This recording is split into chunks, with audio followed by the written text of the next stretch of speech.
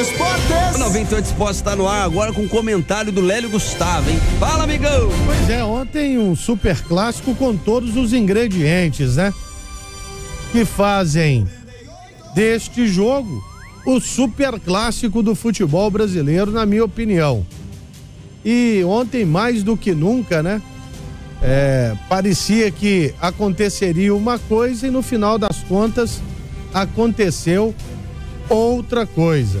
O Cruzeiro, até os 30 minutos do primeiro tempo, para falar a verdade, o Cruzeiro estava simplesmente massacrando o Atlético no Independência.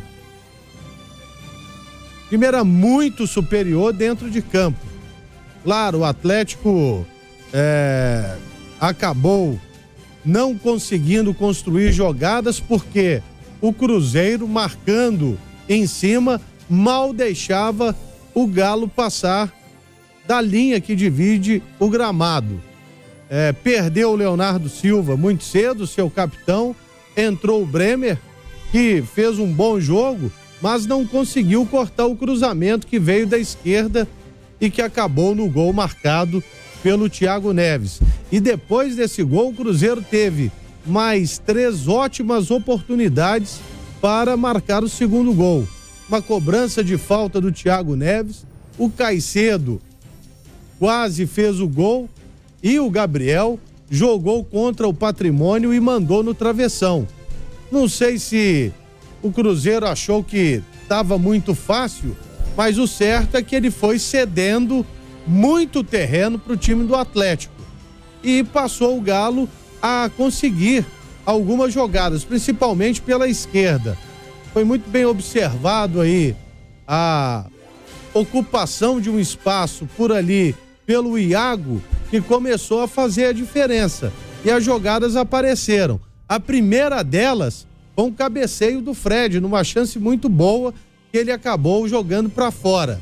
Depois veio mais uma oportunidade, até que no finalzinho houve a falta que o Casares cobrou e empatou o jogo.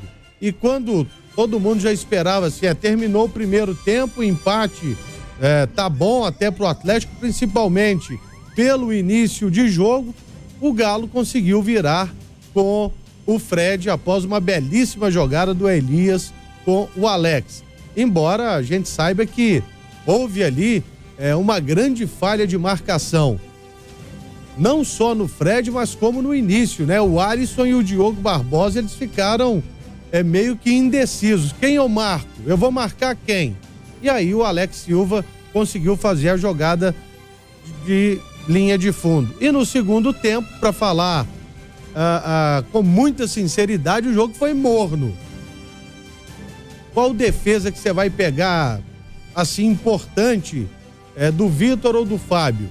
Talvez uma cobrança de falta do Casares, que a bola passou direto e aí o Fábio teve que se esticar. Mas o jogo foi morno, porque no primeiro tempo teve confusão, o juiz teve que parar o jogo, chamar os capitães. Já no segundo tempo ficou aquele meio que lesco, até que o Casares embolou ali com o Léo pelo lado direito e de novo o Fred veio caminhando e cabeceou pro fundo das redes, fazendo o terceiro gol. O Mano mexeu, o Roger foi mexer mais pro final do jogo. O Mano, aliás, ele comentou o jogo muito bem ao final da partida, né? Ele, por exemplo, viu essa modificação feita pelo Roger, colocando o Iago pela esquerda e depois fixando por ali o Casares na maior parte do tempo. Aí o antídoto dele, por que não veio? Ele tinha que ter, né, apostado ali numa coisa para corrigir. Se bem que ele tentou colocar o Rafael Sobe jogando mais pelas beiradas, só que acabou não funcionando. O Cruzeiro, aliás, fez um segundo tempo, na minha opinião, muito apático. E com o Thiago Neves não conseguindo fazer nada. E o Atlético, por sua vez, muito confiante no jogo, conseguiu dar uma proteção maior ao seu miolo de zaga. Os zagueiros chutavam tudo para cima, para fora, do jeito que dava, e lá na frente a bola começou a ficar um pouco mais por ali. No início do jogo, vai todo mundo se lembrar, o Atlético não passava do meio de campo porque com 30 minutos de jogo ele já havia errado 21 passes. 21 passes errados. Muita coisa. Finalizações era 5-0. O placar era 5-0 pro Cruzeiro, até os 30 minutos. Até os 30 o Cruzeiro teve 57% de posse. Pois é. Bola. E o Atlético errando tudo. Mas no segundo tempo, esse panorama foi modificado e o Atlético conseguiu sair vencedor. Hoje o Roger é exaltado com toda a justiça, afinal de contas, uma modificação sem utilizar a regra 3, ele conseguiu fazer com que o Atlético melhorasse na partida e, por sua vez, a teimosia do Mano. Eu considero o Mano Menezes um bom técnico, sem dúvida alguma, mas ele é muito teimoso. Essa dupla de zaga tá todo mundo vendo que não dá mais. Não dá. Ontem você vai e pega o terceiro gol, o Léo como que vai na bola contra o Casares. E depois ele entregou uma bola no pé do Robinho, que era para ter saído o quarto gol. E lá dentro, os caras marcando a bola quando o Fred estava livre dentro da pequena área só para a bola bater nele e entrar. Foi o segundo gol do Atlético. Ontem, por incrível que pareça, o Caicedo foi melhor do que o Léo.